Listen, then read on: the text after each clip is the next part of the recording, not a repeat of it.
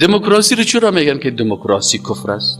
باید بفهمیم. یک وقت ما که چند نفر استادای پوهنتون به هندوستان رفتیم، ما را در این جای نمی احبار و رهبان بازی داده بدن، یا بازی دادن گفتن که دموکراسی اسلامی است. ما احتمالاً البته از چیزی دموکراسی یعنی آزادی و انتخابات فلان. وقتی کنجا رفتیم رئیس پوهنتون ما را میمان کرد، گفتن پروفسوری معاون علمی پوهنتون، یک پروفسور بود آمد اینجا برای ما گفت که پروفسورز استادان شما را سبب رئیس پوهنتون شما را چی کردن میمان کردن. ما گفتیم اوکی. یکی از استادای ما پوهان صاحب زدران میگفتنش، ای برش گفت که اکسکیوز می، یک ذره خوب انگلیسی رو میفهمید از ما کردن.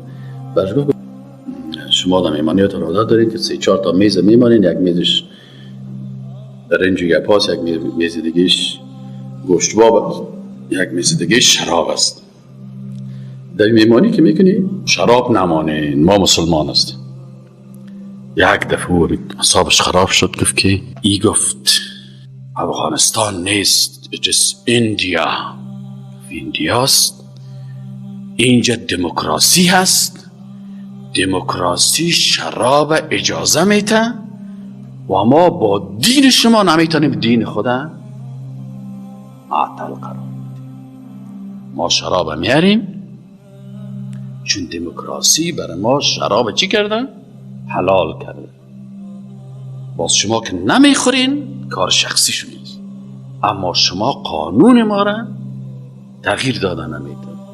اونجا فهمیدیم که ولی دموکراسی خود دین است. گفتیم خدای از این دین کیست؟ گفت ما بت‌های خدا، مجسمه های خدا این شخصی ساختیم. دینت شخصی است در خانه، در بتخانه. خدای دموکراسی انسان است، حکومت انسان توسط انسان برای انسان. حکومت انسان، حاکمیت انسان. الله متعال در قرآن کریم میگه که فمن یکفر بالطاغوت و یؤمن بالله. اول باید به طاغوت کافر شویم، بعد از او ایمان به الله بیاریم. هر کسی که منکر طاغوت نباشه، دشمن طاغوت نباشه، بیزار از طاغوت نباشه، از طاغوت بد نبره، او ایمان به الله نداره. نمازش، روزش، حج، زکات، جهاد، دعوت، اخلاق، هیچ کدام عبادتش نزد الله پذیرفته نمیشه و دموکراسی خودش طاغوت است. کتاب دیگه که خواندیم که یکی از بزرگای دموکراسی، شما گپ هیچ وقت از خرزابطا نگیرین. خب خرزابط خرابی میکنه، از جنرال بگی. بزرگ دموکراسی میگه که ما دموکراسی را برای این آوردیم تا قانون را از آسمان پایان کنیم، در زمین قانون بسازیم. و ما چیزی به نام قانون آسمانی قبول نداریم. این اصل دموکراسی است.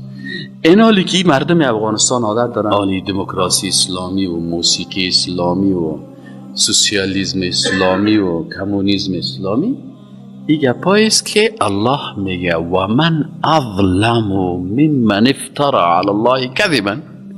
و کیست ظالمتر نسبت به کسی که دروغ سر مخلوق نمیگه؟ دروغ سر کی میگه؟ سر الله. حالی کسانی که در پشت هر چیز چتل نام اسلام زیاد میکنن، موسیقی چی است؟ رقص است، گندگی هست، دخترها را رقصاندن است، بچه‌ها را رقصاندن است، زنها و مردها را رقصاندن است، اختلاط است، گناه است. باز پشت نمی کلش میاره، باز میگه چی؟ موسیقی اسلامی. خب بگو موسیقی دوسی، موسیقی لندغری، موسیقی بیغیرتی، دیگه چرا اسلام بیچاره را داخل میکنی؟ بگو چتل است، خلاص من این چتلی را میخورم. این حال کمونستان مشکلشان در چی بود؟ اینجا مسجد نماز میخوان، باز وقتی که در شوروی میرفت، باز اونجا پیش مجسمه لنین چی میکرد؟ یک تعظیم میکرد. باز به عوض شریعت الله همیال کسایی که دموکرات ها هم هستن وارم بکتشان پرسان بکنی، کتشان بشینین برش بگو، میگه من نماز میخوانم، روزه میگیرم، فلان جا میکنم، اما در پالی از میگم من چی میکنم؟ میگم من یک کار دیگر هم میکنم در پالی از اون چی است که من اقتصاد کپیتالیستی را قبول دارم، بازار آزاد، اقتصاد اسلامی را من قبول